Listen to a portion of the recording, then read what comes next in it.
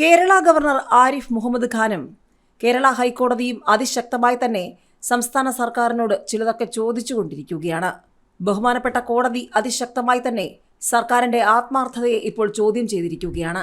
ഇതിനിടയിലാണ് ഗവർണർക്ക് നേരെ കരിങ്കൊടി കാണിക്കാൻ ഇറങ്ങിയ 25 CPM പ്രവർത്തകർ അറസ്റ്റിലായിരിക്കുന്നു എന്ന റിപ്പോർട്ട്.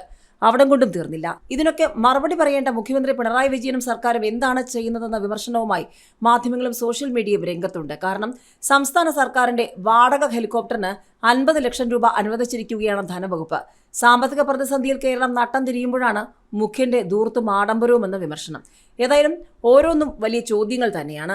സർക്കാരിന് ആത്മാർത്ഥതയില്ല. മൂന്നാറിലെ കയ്യേറ്റം ഒഴിപ്പിക്കുന്നതിന് ആവശ്യമായ ഉദ്യോഗസ്ഥരെ പോലും നിയോഗിച്ചിട്ടില്ലെന്ന് രൂക്ഷമായി വിമർശിച്ചിരിക്കുകയാണ് ഹൈക്കോടതി. കോടതിയിൽ നൽകിയ ഉറപ്പുകൾ സർക്കാർ പാലിക്കുന്നില്ലെന്ന അമിക്കസ് ക്യൂറിയുടെ റിപ്പോർട്ടിന്റെ പിന്നാലെയാണ് വിമർശനം. കോടതിയുടെ ഇടക്കാല ഉത്തരവുകൾ നടപ്പാക്കുന്നതിൽ വരെ സർക്കാർ അലംഭാവം കാണിക്കുന്നു. കയ്യേറ്റം ഒഴിപ്പിക്കൽ അടക്കമുള്ള നടപടികളുടെ മേൽനോട്ടത്തിനായി റവന്യൂ പ്രിൻസിപ്പൽ സെക്രട്ടറിയുടെ നേതൃത്വത്തിൽ ലാൻഡ് റവന്യൂ കമ്മീഷണറും ദുരന്ത നിവാരണ കമ്മീഷണറും അംഗങ്ങളായ ഉന്നതതല സമിതി രൂപീകരിക്കാനും കോടതി നിർദ്ദേശിച്ചു. ജസ്റ്റിസ് മുഹമ്മദ് മുഷ്താഖ്, ജസ്റ്റിസ് ശോഭ അന്നമ ഈപ്പറ്റ് എന്നിവരുൾപ്പെട്ട ഡിവിഷൻ ബെഞ്ചിന്റേതാണ് ഉത്തരവ്. സമിതിയുടെ ആദ്യ റിപ്പോർട്ട് ഈ മാസം 31-ന് കൈമാറണമെന്നും കോടതി അറിയിച്ചു. ഇടുക്കിയിലെ ഭൂമി കയ്യേറ്റവും വ്യാജരേഖയും സംബന്ധിച്ച ഉന്നത ഉദ്യോഗസ്ഥർ റിപ്പോർട്ട് നൽകിയിട്ട് പതിറ്റാണ്ടുകളായെങ്കിലും കയ്യേറ്റം ഒഴിപ്പിക്കാൻ സമയബന്ധിത നടപടികൾ സർക്കാർ എടുക്കുന്നില്ല. സർക്കാർ സദാ നിയമം ചോദിച്ചുകൊണ്ടിരിക്കുകയാണ്. 1961-ൽ ഭൂപതിവ് ചട്ടം കൊണ്ടുവന്നപ്പോൾ ഉദ്ദേശം പൊതു താൽപര്യമായിരുന്നു. എന്നാൽ 1971-ലെ ഭേദഗതിയിലൂടെ കയ്യേറ്റക്കാർക്കും ഭൂമി പതിച്ചു നൽകുന്ന സാഹചര്യമുണ്ടായെന്നും കോടതി വിമർശിച്ചു. ചട്ടഭേദഗതിയുടെ നിയമസാധുത പരിശോധിക്കുമെന്ന് അഭിപ്രായപ്പെട്ട കോടതി ചീഫ് സെക്രട്ടറിക്ക് നോട്ടീസ് നൽകാനും നിർദ്ദേശിച്ചു. അഡ്വക്കേറ്റ് ജനറൽ ഹാജരാകണമെന്നും നിർദ്ദേശിച്ചിട്ടുണ്ട്. കോടതിയിൽ നൽകിയ ഉറപ്പുകൾ സർക്കാർ പാലിക്കുന്നില്ലെന്ന് amicus curiae advocate Harish Vasudevan report സമർപ്പിച്ചിരുന്നു. ഇതിന്റെ അടിസ്ഥാനത്തിലാണ് നടപടി. ഇതിനിടയിലാണ് കേരള ഗവർണർ ആരിഫ് മുഹമ്മദ് ഖാനെ കരിങ്കൊടി കാണിക്കാമെന്ന് കരുതി ഇറങ്ങിയവർക്ക് പണി കിട്ടിയിരിക്കുന്നത്. ഗവർണർക്ക് നേരെ എരമംഗലത്ത് കരിങ്കൊടി, അറസ്റ്റിലായത് CPM ഏരിയ കമ്മിറ്റി അംഗങ്ങൾ ഉൾപ്പെടെ 25 പേർ.